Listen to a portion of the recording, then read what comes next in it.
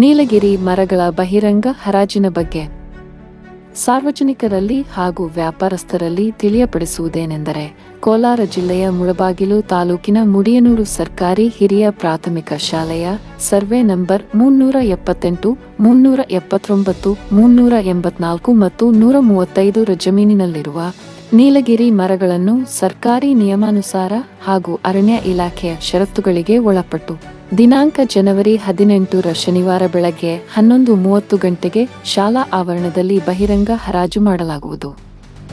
ಆದ್ದರಿಂದ ಎಲ್ಲ ವ್ಯಾಪಾರಸ್ಥರು ಮಾಲನ್ನು ಪರಿಶೀಲನೆ ಮಾಡಿ ಖಾತರಿಪಡಿಸಿಕೊಂಡು ಹರಾಜಿನಲ್ಲಿ ಭಾಗವಹಿಸುವುದು.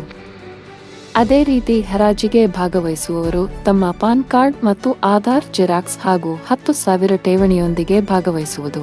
ಇನ್ನು ಹೆಚ್ಚಿನ ವಿವರಗಳಿಗೆ ಶಾಲಾ ಮುಖ್ಯೋಪಾಧ್ಯಾಯರಾದ ಎನ್ ಸುರೇಶ್, ಸಹ ಶಿಕ್ಷಕರಾದ ಬಿಎಂ ಸೋಮೇಶ್, ಎಸ್ಟಿಎಂಸಿ ಮಾಜಿ ಅಧ್ಯಕ್ಷರಾದ ಎನ್ ಶಂಕರಾಚಾರಿ ಅವರನ್ನು ಸಂಪರ್ಕಿಸಿ.